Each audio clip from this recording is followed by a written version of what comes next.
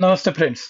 आज आपण liability of governments in contract या विषयावरती डिस्कशन करणार आहे.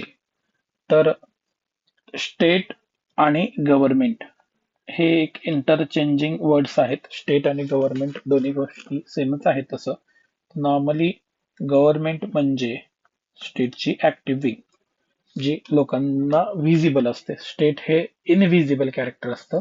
ऍक्टिव्ह स्टेटमध्ये जे स्टेटची विंग असते त्याला आपण गव्हर्नमेंट म्हणतो. तर गव्हर्नमेंट कुणाबरोबर कॉन्ट्रॅक्ट करतं? गव्हर्नमेंट नॉर्मल पीपल बरोबर कॉन्ट्रॅक्ट करतं. आणखी कुणाबरोबर कॉन्ट्रॅक्ट करतं गव्हर्नमेंट? प्रायव्हेट एंटिटीज, ज्याच्यामध्ये कॉर्पोरेशन्स, कंपनीज इट्सेट्रा या गोष्टी येतात. आणखी कोणाबरोबर कॉन्ट्रॅक्ट करतं गव्हर्नमेंट? तर अदर सॉव्हरीन स्टेट्स, ज्याच्यामध्ये इंटरनॅशनल कॉन्ट्रॅक्ट वगैरे हे एक थोडंसं आपल्या आत्ताच्या ऍडमिनिस्ट्रेटिव्ह लॉच्या आउटसाइड परव्ह्यू येतं. पण याच्यामध्ये कुणाबरोबर करू शकतं तर या लोकांच्या बरोबर. नॉर्मली कॉन्ट्रॅक्ट मध्ये किती पार्टीज असतात? More than to. टू किंवा मोर दॅन टू. त्याच्यामध्ये एक पार्टी दुसऱ्या पार्टीला काहीतरी देते, ज्याला आपण प्रॉमिस वगैरे देतं, आणि दुसरी पार्टी इन रिटर्न मध्ये त्याला काहीतरी कन्सिडरेशन, म्हणजे हे आपण लॉ ऑफ कॉन्ट्रॅक्ट मध्ये बघितलेलं आहे सगळं, की कन्सिडरेशन असतं. आणि ज्याच्यामध्ये मे बी एक्सचेंज ऑफ टँजेबल आणि इनटँजेबल, मग ते एक्सचेंज ऑफ इनटँजेबल आणि टँजेबल थिंग्स किंवा कन्सिडरेशन्स वगैरे, प्रॉमिस टू फुलफिल वगैरे, ह्या सगळ्या गोष्टी त्याच्यामध्ये दिल्या जातात. तर आपण हे व्यवस्थित डिटेलमध्ये डिस्कशन करू. म्हणजे ज्यावेळी इथे एक एंटिटी नॉन गव्हर्नमेंटल असतो आणि दुसरा एंटिटी स्टेट किंवा गव्हर्नमेंट असतो, तर या कॉन्ट्रॅक्ट मध्ये गव्हर्नमेंट कॉन्ट्रॅक्ट करू शकतं का? केलं तर त्याची लायबिलिटी काय आहे? किती एक्सटेंड पर्यंत आपण काय करू शकतो वगैरे, या सगळ्या गोष्टी आपण या आत्ताच्या टॉपिक मध्ये डिस्कशन करणार आहे. What is government liability in the contract? इथे मध्ये काय बघा, की legal responsibility of government to honour contractual obligation and be answerable for breach just like private party. म्हणजे ज्या पद्धतीने एखादी प्रायव्हेट पार्टी कॉन्ट्रॅक्ट मध्ये जाते, त्याच पद्धतीने गव्हर्नमेंट इथे कॉन्ट्रॅक्ट मध्ये लायबल आहे. Wien government enters into the contract with an individual or corporate entity, it assumes enforceable duties and liability. म्हणजे ज्यावेळी गव्हर्नमेंट कॉन्ट्रॅक्ट मध्ये एंटर करतं, त्यावेळी ते enforceable duties and liabilities enter केल्या जातात त्याच्यामध्ये. परत इथे एक महत्वाची गोष्ट आहे, contractual liability arises from voluntary promises and made by the government itself. म्हणजे कॉन्ट्रॅक्च्युअल ऑब्लिगेशन, परत कॉन्ट्रॅक्च्युअल ऑब्लिगेशन ह्या गव्हर्नमेंटच्या व्हॉलेंटरी प्रॉमिस असतात. व्हॉलेंटरी प्रॉमिस असतात म्हणजे ह्या ऑलरेडी तिथे मेन्शन केल्या असतात. कुठल्या कुठल्या असू शकतात? की प्रोक्युरमेंट ऑफ सर्व्हिस, म्हणजे कोणत्याही प्रकारची सर्व्हिस प्रोव्हाइड करणं. इन्फ्रास्ट्रक्चरल प्रोजेक्ट, म्हणजे परत आपण रोड वगैरे कन्स्ट्रक्शन या पद्धतीच्या गोष्टी बघतो. Employment contract with vendors, lease agreements, म्हणजे या पद्धतीच्या गोष्टी याच्यात. अगेन, हे जे आपण कॉन्ट्रॅक्टचं डॉक्ट्रिन बघतो, तर याच्या पाठीमागचे काही डॉक्ट्रिन आहेत. Rule of law. Rule of law म्हणजे काय? कायद्याचं राज्य आहे. परत कायद्याचं राज्य म्हणजे काय? कोणत्याही एका पर्सनचं वगैरे राज्य नाही, ज्याच्यामध्ये king can not do no wrong. म्हणजे राजा कोणत्याही चुकीचं काम करू शकत नाही, राजाला आपण सू वगैरे करू शकत नाही, हे काही याच्यामध्ये चालत नाही. दुसरं काय? Fairness and accountability. हे कॉन्ट्रॅक्ट मध्ये गव्हर्नमेंटला लायबिलिटी धरल्यामुळे काय होतं? फेअरनेस होतो, अकाउंटेबिलिटी. आपण गव्हर्नमेंटला अकाउंटेबल धरतो. असं नाही की गव्हर्नमेंट प्रत्येक वेळी प्रॉमिस करतो आणि ते प्रॉमिस फुलफिल करू शकत नाही, किंवा प्रॉमिसेस मध्ये से फॉर एक्झाम्पल ओनली 20% अमाऊंट दिली, सांगितल्यापैकी 50% अमाऊंट दिला, असं नाही. व्यवस्थित जेवढं बोललेलं आहे तेवढंच त्या त्यावेळी दिलं पाहिजे. पब्लिक कॉन्फिडन्स, जर गव्हर्नमेंटने कॉन्ट्रॅक्टची लायबिलिटी जर स्वीकारली आणि ती व्यवस्थित पद्धतीने फुलफिल केली, तर एक लोकांचा कॉन्फिडन्स वगैरे याच्यामध्ये दिसू शकतो. त्याच्यामुळे आर्बिट्रीनेस वगैरे या पद्धतीच्या गोष्टी रिमूव्ह केल्या जाऊ शकतात. आणि इकॉनॉमिकल ऍक्टिव्हिटी म्हणजे आता सध्या गव्हर्नमेंट सर्व कामं करू शकतं का? नाही. तर गव्हर्नमेंट सर्व कामं करू शकत नाही, पण गव्हर्नमेंट काय करतं? फायनान्शियल, आपण ज्याला म्हणू फायनान्शियल, किंवा ज्याच्यामध्ये आपण फायनान्शियल किंवा काही प्रकारे ऍडमिनिस्ट्रेटिव्ह, किंवा काही प्रकारे आपण ज्याला काय स्पेशल एक्सपर्ट वाले काही कामं वगैरे, हे गव्हर्नमेंट कुणा ना कुणाकडे, किंवा आपण इन्फ्रास्ट्रक्चरच्या कॉन्टेक्स्ट मध्ये बोलू, इन्फ्रास्ट्रक्चरच्या कॉन्टेक्स्ट मधली खूप सारी कामं, किंवा आणखी टेक्नॉलॉजीच्या कॉन्टेक्स्ट मध्ये टेक्नॉलॉजी, टेक्नॉलॉजी या या पद्धतीची सर्व कामं गव्हर्नमेंट काही कामं हे दुसऱ्याकडे डेलिगेट करतं आणि त्याच्यामुळे गव्हर्नमेंटला एक रिव्हेन्यू मिळतो किंवा एक स्पेशलायझेशन वगैरे या गोष्टी या प्रकारच्या गोष्टी मिळतात. सो परत या डॉक्ट्रिनचा ओरिजिन आणि इव्हॅल्युएशन अगेन प्रत्येक डॉक्ट्रिनचं ओरिजिन आणि इव्हॅल्युएशन आपण इंग्लिश याच्यामध्येच बघतो. म्हणजे ज्याच्यामध्ये आपण अगोदर सुद्धा डिस्कशन केलं होतं की क्राऊन प्रोसिडिंग ऍक्ट, ज्याच्यामध्ये त्यांनी क्राऊनला सुद्धा लायबल धरलं होतं आणि ते कॉन्ट्रॅक्ट आणि टॉर्चच्या अंडर येतं. आपण नेक्स्ट टॉपिकमध्ये टॉर्चच्या कॉन्टेक्स्ट मध्ये डिस्कशन करणार आहे. आता इंडियामध्ये पण परत याची ओरिजिनल पॉईंट कुठे जातो की गव्हर्नमेंट ऑफ इंडिया ऍक्ट 1935 हा होता. याच्यामध्ये सुद्धा गव्हर्नमेंटला ऑब्लिगेशन्स दिले होते. बट त्याच्यानंतर आत्ताचं जे आपलं इंडियन कॉन्स्टिट्यूशन आहे तर त्या कॉन्स्टिट्यूशन मध्ये आर्टिकल 298, आर्टिकल 299 आणि आर्टिकल 300 याच्यामध्ये डिटेल्ड एक्सप्लेनेशन आहे. Constitutional framework for government contract giving legal sanctions for the liability, म्हणजे आर्टिकल 298, आर्टिकल 299 आणि आर्टिकल 300, म्हणजे हे 3 आर्टिकल्स आपल्याला डिस्कशन करायचे आहेत. इन डिटेलमध्ये डिस्कशन करू, पण इन ब्रीफ मध्ये आपण थोडंसं बघू. आर्टिकल 298 मध्ये काय executive power to the contract, त्याच्यानंतर आर्टिकल 299 मध्ये फॉर्मल रिक्वायरमेंट वगैरे दिलेले आहे आणि आर्टिकल 300 मध्ये सुटेबिलिटी ऑफ गव्हर्नमेंट. आपण हे एकदम डिटेलमध्ये डिस्कशन करणार आहे. तर याच्यामध्ये बघा की contracts in India is not derived from common law alone but expressly rooted in the constitution of India. म्हणजे एक्सप्रेसली म्हणजे काय, हे फक्त आम्ही कॉमन लॉच्या प्रिन्सिपल वरती डिस्कशन करत नाही, तर आमच्या इंडियन कॉन्स्टिट्यूशन मध्ये पण आपण जे वर डिस्कस केलेले आहेत हे 3 आर्टिकल, आर्टिकल 298, आर्टिकल 299 आणि आर्टिकल 300 या 3 आर्टिकल्स मध्ये दिलेले आहेत. परत येतं constitution treat government not merely sovereign authority but also juristic person capable of entering into the contract and being sued for the breach of. म्हणजे कॉन्स्टिट्यूशन फक्त गव्हर्नमेंटला एक सॉव्हरेन एंटिटीज, सॉव्हरेन ऑथॉरिटीज म्हणत नाही, तर एक ज्युरिस्ट पर्सन पण म्हणतं. आणि म्हणजे ज्युरिस्ट पर्सन म्हणजे काय की कॉन्स्टिट्यूशन एक डिफरंट लिगल एंटिटीज आहे. आता हे कसं कसं आहे या आर्टिकल्स मध्ये काय सांगितलं हे आपण डिस्कशन करूया. आर्टिकल 298 मध्ये काय की power of the government to enter in to the contract, त्याला काय म्हणू, article 298 is the original point, जिथून कॉन्ट्रॅक्च्युअल ऑब्लिगेशन्स येतात त्या सगळ्याचा ओरिजिनल पॉइंट आणि मेन सोर्स हा कुठे आहे, तर आर्टिकल 298 मध्ये आहे. आता हे आर्टिकल आपण वाचूया. Article 298 provides that executive power of union and each state extend to the carrying on of any trade or business and to requisition, holding and disposal of property and to making of contracts for such purpose. म्हणजे परत त्या contract मध्ये काय की कोणत्या प्रकारचा trade business वगैरे करायचा असेल तर गव्हर्नमेंट तशा पद्धतीचे कॉन्ट्रॅक्ट करू शकतं. आता याच्यामधून हे आता मी एकदम स्लो वाचलेलं आहे. त्याच्यामधून आपल्याला काय दिसतं की कॉन्स्टिट्यूशनने काय सांगितलेलं आहे, तर government has the same contractual capacity as the private individual subject to constitution limitation. म्हणजे गव्हर्नमेंट ज्या पद्धतीने एखादा प्रायव्हेट व्यक्ती एखाद्या पद्धतीने प्रायव्हेट इंडिव्हिज्युअल कॉन्ट्रॅक्ट करतो त्याच पद्धतीने गव्हर्नमेंट सुद्धा कॉन्ट्रॅक्ट करू शकतो. State is empowered to act not only sovereign but as a commercial contracting party. म्हणजे स्टेट कमर्शियल कॉन्ट्रॅक्टिंग पार्टी सारखं त्याप्रमाणेच त्याच कॉन्टेक्स्ट मध्ये कॉन्ट्रॅक्ट करू शकतं. हे या आर्टिकल म्हणजे परत आर्टिकल 298 ला आपण ओरिजिनल पॉइंट जिथून सर्व कॉन्ट्रॅक्च्युअल ऑब्लिगेशन्स गव्हर्नमेंटच्या अराईज होतात असं आपण म्हणू. परत आपण आर्टिकल 298 म्हणजे इथे आपण परत 298 ने काय केलेलं आहे, create competence but does not prescribe the manner of the contracting function. म्हणजे काय, ह्याने फक्त ओरिजिन दिलेलं आहे, सांगितलं की कॉन्ट्रॅक्ट करू शकता. ते कोणी दिले, आर्टिकल 299 ने सांगितलेलं आहे. त्याच्यामध्ये काय manner and the form of government contract, म्हणजे याच्यामध्ये डिटेल्स दिलेले आहेत. त्याच्यामध्ये पण 299(1) मॅन्डेटरी कॉन्स्टिट्युशनल रिक्वायरमेंट, म्हणजे जर कॉन्ट्रॅक्ट करताना गव्हर्नमेंटकडे काय मॅन्डेटरी रिक्वायरमेंट्स असल्या पाहिजेत याच्यामध्ये सांगितले.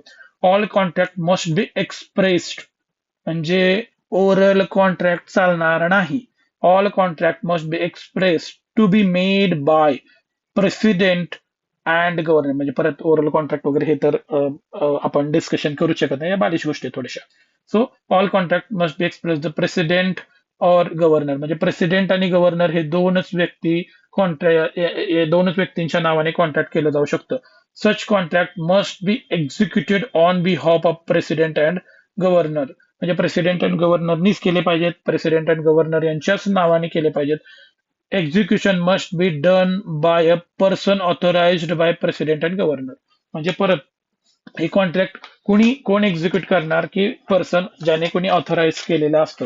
आता परत या क्वेश्चनचा एक आन्सर द्या आपल्या कॉन्स्टिट्युशनल लॉ मध्ये, की हा एक्झिक्युटिव्ह ऑथोराइज्ड पर्सन कॉन्स्टिट्यूशन प्रमाणे कोण असू शकतो मॅक्सिमम टाइम मध्ये, हे तुम्ही विचार करून सांगा मला परत, की these conditions are mandatory not directly, म्हणजे ह्या सगळ्या कंडिशन्स कॉन्ट्रॅक्ट मध्ये असल्याशिवाय कॉन्ट्रॅक्टला व्हॅलिड आपण म्हणू शकतो. हे परत आर्टिकल 299 मध्ये डिटेल्स गोष्टी दिलेल्या आहेत, की जे कॉन्ट्रॅक्ट करताना गव्हर्नर आणि प्रेसिडेंट कडेच केलं पाहिजे, प्रिस्क्राईब्ड प्रॉपर फॉर्मॅटमध्ये असलं पाहिजे वगैरे, ह्या सगळ्या डिटेलमध्ये गोष्टी म्हणजे फॉर्मॅटमध्ये असलं पाहिजे. गव्हर्नमेंटच्या लिगल ऑब्लिगेशन्स वगैरे सगळ्या गोष्टी डिस्कशन्स केल्या पाहिजेत, म्हणजे त्याच्यामध्ये मेन्शन्ड असलं पाहिजे वगैरे वगैरे, या गोष्टी याच्यामध्ये आल्या. याच्यामध्ये आर्टिकल 299 मध्ये काय, government contract is constitutional valid only if satisfied formal requirement prescribed by the Article 299. Failure to comply failure to comply render contract unenforceable against the government even if consideration has passed. म्हणजे याच्यामध्ये कोणत्याही प्रकारची failure असेल तर हे contract परिपूर्ण contract म्हणलं जाणार नाही. परत आर्टिकल 299 ने काय सांगितलेलं आहे, की पब्लिक रेव्हेन्यू डेव्हलपमेंट वगैरे केला जाऊ शकतो. त्याच्यामध्ये ऍडमिनिस्ट्रेटिव्ह अकाउंटेबिलिटी राहते, आणि citizens from unauthorise government dealing, म्हणजे जे गव्हर्नमेंटला करायचं ते त्यांनी ऑथोराइज पर्सन आणि ऑथोराइज कॉन्टेक्स्ट मध्येच केलं पाहिजे. परत आर्टिकल 299(2) मध्ये काय सांगितलं, पर्सनल इम्युनिटी ऑफ ऑफिशियल्स, म्हणजे हे खूप महत्वाची गोष्ट आहे जी आपण डिस्कस करणार. Neither the president nor the government nor any person executing such contract shall be personally liable in respect of those contract. म्हणजे याच्यामध्ये कॉन्ट्रॅक्ट आपण प्रेसिडेंट आणि गव्हर्नर यांच्या नावाने करतो, एक पर्सन एक्झिक्युशन करण्यासाठी असतो, पण त्यातला कोणताही व्यक्ती म्हणजे कोण, गव्हर्नर, प्रेसिडेंट आणि पर्सन जो कॉन्ट्रॅक्ट करतो त्यांना पर्सनल लेवलला ते अजिबात लायबल नसतं. तर लायबल कोण असतं हे परत अगेन तुम्ही समजू शकता, लायबल कोण असतं, स्टेट किंवा गव्हर्नमेंट. आता ते कसं असतं आणि कसं आहे, आता बघा याच्यामध्ये काय, की आर्टिकल 298 मध्ये ओरिजिन सांगितलेलं आहे, 299 मध्ये व्यवस्थित फॉर्मॅट दिलेला आहे. आता याच्यामध्ये परत बघा, liability is that of state not individual officer provided by the constitution follower, म्हणजे परत लायबिलिटी ही स्टेटची कुठे आहे, आता हे आर्टिकल 299 मध्ये सांगितलं नाही, आर्टिकल 300 मध्ये सांगितलंय. सुटेबिलिटी ऑफ गव्हर्नमेंट, परत आता याच्यामध्ये the government of India and the government of state may sue or may be sued in the name of union of India and the state, म्हणजे काय, की एखाद्या वेळी जर समजा स्टेटने कॉन्ट्रॅक्ट फुलफिल केले नाही तर स्टेट वरती आपण दावा ठोकू शकतो, आणि स्टेट सुद्धा आपल्यावरती दावा ठोकू शकतो. म्हणजे काय, की स्टेट कॅन बी सूड, स्टेट दुसऱ्या एखाद्या प्रायव्हेट एंटिटीला सुद्धा सू करू शकतो, आणि स्टेटला सुद्धा आपण सू करू शकतो. सू म्हणजे त्याच्यावरती दावा ठोकू शकतो. त्याच्यामध्ये काय आहे, गव्हर्नमेंट हा एक लिगल पर्सन आहे ज्याच्यामध्ये कॉन्ट्रॅक्च्युअल राईट्स वगैरे हे एन्फोर्सेबल करण्याची कॅपॅसिटी आहे, आणि त्याच्यामुळे जर कॉन्ट्रॅक्ट जर ब्रीच केला असेल तर गव्हर्नमेंटला आपण लायबल धरलं पाहिजे. आर्टिकल 300 रिम्यूव्ह सॉव्हरेन इम्युनिटी, आता हे सगळ्यात महत्वाचं आहे. म्हणजे आर्टिकल 300 काय करतं, की इट रिम्यूव्ह सॉव्हरेन इम्युनिटी, जे आपण king can do no wrong principle होतं, जे जे इंग्लंडमध्ये आपण क्राऊन प्रोसिडिंग ऍक्ट झाला होता, तर तेच आपल्या इंडियन कॉन्स्टिट्यूशनच्या आर्टिकल 300 ने सांगितलेलं आहे, की याच्यामध्ये काय, की सॉव्हरेन इम्युनिटी कोणत्या आर्टिकलने रिमूव्ह केली, तर 300 आर्टिकलने. इन कॉन्ट्रॅक्च्युअल मॅटर, परत सॉव्हरेन इम्युनिटी सगळ्याच्या in contractual matter subject to the state to the rule of law, म्हणजे लिमिटेड कॉन्टेक्स्ट मध्ये सॉव्हरेन इम्युनिटी ही पूर्णपणे रिमूव्ह केलेली आहे. आता परत या रिलेव्हंट आपण काही गोष्टी बघू. Relevant contractual clauses in government contract मध्ये कोणत्या कोणत्या गोष्टी असल्या पाहिजे. ऑथॉरिटी क्लॉज, कोणत्या ऑथॉरिटीने कॉन्ट्रॅक्ट केलेला आहे स्पेसिफिकली मेन्शन पाहिजे. एक्सप्रेशन्स क्लॉज म्हणजे परत कोण करतंय, प्रेसिडेंट, गव्हर्नर, कशामध्ये काय काय आहे हे व्यवस्थित क्लॉजेस या सगळ्या गोष्टी डिटेल असल्या पाहिजे. लायबिलिटी क्लॉज म्हणजे काय की फिक्स्ड लायबिलिटी, जर समजा एखाद्या गव्हर्नमेंटने कोणत्या प्रकारची लायबिलिटी किती एक्सटेंटमध्ये केली पाहिजे हे लिहायला पाहिजे. आणि टर्मिनेशन अँड द कंपन्सेशन का, जर समजा एखाद्या वेळी कॉन्ट्रॅक्ट फुलफिल झालं नाही तर ते कसं टर्मिनेट करायचं वगैरे या गोष्टी याच्यामध्ये डिस्कस केल्या शकतो. आता आपण कॉन्ट्रॅक्च्युअल लायबिलिटीच्या कॉन्टेक्स्टमध्ये एक आपण एक्झाम्पल डिस्कस करू.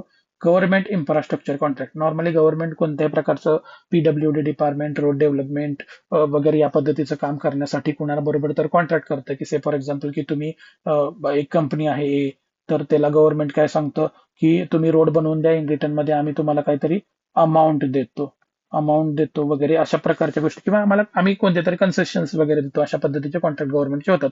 सो एक एक्झाम्पल आहे जे आपण वेगवेगळ्या सुप्रीम कोर्टच्या जजमेंट्स मधून घेतलेलं आहे. सो इथे काय झालं की PWD public work department of the state government काय करतं, नोटीस इश्यू करतं. आणि नोटीस इश्यू केल्यानं कशासाठी करतं तर की 4 लेन हायवे कन्स्ट्रक्शन करण्यासाठी दोन जिल्ह्यांना जोडण्यासाठी वगैरे. याच्यामध्ये काय, प्रायव्हेट कन्स्ट्रक्शन कंपनी सबमिट्स बिड and declare the lowest qualifier बिड, आणि त्याच्यामध्ये फॉर्मल रिटर्न कॉन्ट्रॅक्ट एक्झिक्युशन होतं. म्हणजे एका कंपनीला ते कॉन्ट्रॅक्ट मिळालं जातं. कॉन्ट्रॅक्ट डॉक्युमेंट कंटेन्स, त्या कॉन्ट्रॅक्ट डॉक्युमेंटमध्ये काय काय, हे मी एक्झाम्पल सांगतोय बरं का, की नॉर्मली ज्या पद्धतीचं होतं. म्हणजे याच्यामध्ये काय आहे की गव्हर्नमेंटच्या डॉक्युमेंटमध्ये काय की ते गव्हर्नरच्या नावावरती कॉन्ट्रॅक्ट आहे. म्हणजे पहिल्यांदा एक नॉर्मली इथे परत सांगतो की एक नोटीस इश्यू केले की आम्हाला रोड कन्स्ट्रक्शनसाठी कोण इंटरेस्टेड आहे, तर एक सगळ्यात कमी बोली लावणाऱ्या कंपनीला ते कॉन्ट्रॅक्ट दिलं जातं. त्या कॉन्ट्रॅक्टमध्ये काय काय असतं बघा, काय काय आहे की स्टेट गव्हर्नरचं नाव वगैरे आहे. आणि एक्झिक्युशन कोण करणार तर चीफ इंजिनियर पीडब्ल्यूडी, तो एक ऑथोराइज पर्सन आहे जे जे स्वतः या कॉन्ट्रॅक्ट मधले सगळे रूल्स किंवा बाकीच्या गोष्टी बघतात. आणि कॉन्ट्रॅक्ट मध्ये काय काय गव्हर्नमेंट किती अमाऊंट देणार, कधी ते कॉन्ट्रॅक्ट किती टाइम मध्ये तो रस्ता बनवून होणार, जर केलं नाही तर गव्हर्नमेंटने काय केलं पाहिजे. आणि टर्मिनेशन, गव्हर्नमेंट कोणत्या केसेसमध्ये हे कॉन्ट्रॅक्ट टर्मिनेट करू शकतं. आणि जर एखाद्या पद्धतीचा डिस्प्यूट त्याच्यामध्ये अराईज झाला तर तो कसा सॉल्व्ह केला जातो. म्हणजे प्रत्येक कॉन्ट्रॅक्टमध्ये हे क्लॉजेस असतात. कन्सिडरेशन म्हणजे काय, किती अमाऊंट दिली. दुसरं शेड्यूल म्हणजे किती टाइम मध्ये तुम्ही ते कॉन्ट्रॅक्ट पूर्ण करणार आहे. पेनल्टी म्हणजे जर त्या ह्याच्यात केलं नाही, त्या विथिन टाइम मध्ये स्पेसिफिक टाइम मध्ये केलं नाही तर तुम्हाला पेनल्टी काय मिळणार. आणि टर्मिनेशन क्लॉज म्हणजे गव्हर्नमेंट स्वतः कधी ते कॉन्ट्रॅक्ट टर्मिनेट, म्हणजे नॉट ओन्ली गव्हर्नमेंट, दोन्हीपैकी कोणतीही पार्टी कधी ते कॉन्ट्रॅक्ट टर्मिनेट करू शकते. आणि जर समजा कोणत्याही प्रकारचा डिस्प्यूट त्या याच्यामध्ये अराईज झाला तर तो डिस्प्यूट कोणत्या प्रकारे कशा प्रकारे सॉल्व्ह केला जाऊ शकतो हे त्या कॉन्ट्रॅक्टमध्ये ऑलरेडी मेन्शन्स असतं. त्याशिवाय ते कॉन्ट्रॅक्ट परिपूर्ण आणि अप्रोप्रिएट कॉन्ट्रॅक्ट होत नाही. आता कॉन्स्टिट्युशनल आपण वरती जे डिस्कस केलं होतं ना, तर त्याच्यामध्ये बघा, आर्टिकल 298च्या याच्याप्रमाणे गव्हर्नमेंट कोणत्या प्रकारचा बिझनेस आणि याच्यामध्ये कॉन्ट्रॅक्टिंग पार्टीज मध्ये देऊ शकतो का. आता बघा, road construction is a commercial activities and administrative activity. State government is constitutionally competed to enter such kind of contract. म्हणजे परत ओरिजिनल पॉईंट आपण जो बघितला तो आर्टिकल 298, ज्याच्यामुळे ओरिजिन ऑफ कॉन्ट्रॅक्ट गव्हर्नमेंट कोणत्याही प्रायव्हेट पार्टनर कॉन्ट्रॅक्ट करू शकतात. सो हे कॉन्ट्रॅक्ट व्हॅलिड आहे का, सो यस व्हॅलिड आहे. परत आपण सेम एक्झाम्पल बघतोय, आर्टिकल 299, त्याच्यामुळे व्हॅलिडिटी ऑफ कॉन्ट्रॅक्ट मध्ये काय गोष्टी सांगितलेल्या, रिक्वायरमेंट त्याच्यामध्ये काय सांगितलेलं आहे की 3 इसेन्शियल कंडिशन सांगितलेलं. एक काय, express in the name of governor आहे का, यस. तो executed on behalf of governor आहे का, यस. आणि साइन्ड बाय ऑथोराइज पर्सन कोण होता याच्यामध्ये, चीफ इंजिनियर, त्याने साईन केलं का, यस. सो हे कॉन्ट्रॅक्ट आपण व्हॅलिड बिकॉज ऑल 3 कंडिशन, म्हणजे त्याच्यामुळे कॉन्स्टिट्युशनल व्हॅलिड आहे हे कॉन्ट्रॅक्ट. आता परत बघा, आता या कॉन्ट्रॅक्टमध्ये एखादी गोष्ट आपण अशी कंडिशन झालेली आहे की गव्हर्नमेंट कडून हे कॉन्ट्रॅक्ट ब्रीच ऑफ कॉन्ट्रॅक्ट झालेला आहे. आता काय झालं, after commencement of work the contractor completed 70% of construction within stipulated time. म्हणजे कॉन्ट्रॅक्टरने 70% काम त्याचं केलेलं आहे. State government fail to release payment for 6 consecutive months due to internal budgetary delays. म्हणजे 70, म्हणजे हे आता इंडियातली कॉमन गोष्ट आहे की नाही हे तुम्हीच ठरवा. 70% काम कम्प्लीट झालं तरी 6 महिने गव्हर्नमेंटने त्यांना फंड दिला नाही का. त्याचं रिझन काय, बजेटरी काहीतरी डिले झालंय. Despite repeated representation payment remain unpaid. म्हणजे त्या कॉन्ट्रॅक्टरला कोणत्या प्रकारचं कॉन्ट्रॅक्ट मिळालेलं नाही. आता गव्हर्नमेंट इथे सॉव्हरेन इम्युनिटी घेऊ शकतं का, अगेन त्याचा आन्सर सगळ्यांनाच माहित आहे काय असणार ते. once the state enter into the contract under article 298, म्हणजे एकदा 298 च्या अंडर स्टेटने कोणाबरोबर जर कॉन्ट्रॅक्ट केलं अँड कम्प्लाय विथ आर्टिकल 299, म्हणजे कॉन्ट्रॅक्ट 298 च्या अंडर केलं, त्याचे कंप्लायन्स सर्व 299 च्या अंडर जे कॉन्ट्रॅक्ट पूर्ण असतील, तर it act it acts not as a sovereign act, so it act not as a sovereign but contracting party, म्हणजे त्यावेळी स्टेटला आपण contracting party like private persons, like private person or entity, budgetary constraints or administrative delay do not excuse this breach of contract. म्हणजे तुमच्या बजेटमध्ये काही होऊ दे, त्याच्यामुळे contract तुम्ही कॉन्ट्रॅक्ट ब्रीचला ते एक्सक्यूज देऊ शकत नाही. Road construction contract are non sovereign and commercial activities, म्हणजे रोड कन्स्ट्रक्शन काय सॉव्हरीन ऍक्टिव्हिटी नाहीये,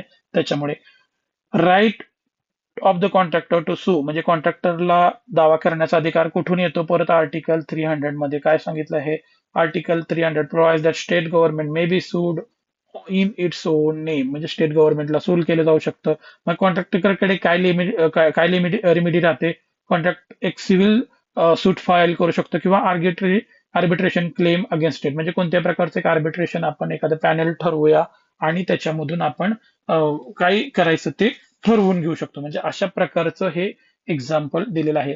आता याच्यामध्ये परत नेचर ऑफ लायबिलिटी या एक्झाम्पल मध्ये काय येतं की लायबिलिटी इज कॉन्ट्रॅक्च्युअल नॉट टॉर्शियस, म्हणजे कॉन्ट्रॅक्च्युअल लायबिलिटी आहे, liability is of a state not, म्हणजे स्टेटचीच लायबिलिटी आहे, इंडिव्हिज्युअल ऑफिसरची लायबिलिटी नाही. आणि ह्याच्यामध्ये महत्वाचे आर्टिकल कोणते आहेत आपण जे डिस्कशन केले, 298, 299 आणि 300, आणि परत इंडियन कॉन्ट्रॅक्ट ऍक्ट पण ह्याच्यामधून डिस्कशन केलं जाऊ शकतो. मग ह्याच्यामध्ये परत एक गोष्ट आहे, once the government enter in to the contract in compliance with article 298, 299, it descended from the sovereignty and stand as the same footing as the private individual, and under article 300 it is fully liable for the breach, म्हणजे ज्यावेळी government article 298 आणि 299 च्या under एखादं contract form करतं, त्यावेळी त्याची sovereign immunity पूर्णपणे संपते आणि आर्टिकल 300च्या अंडर त्याला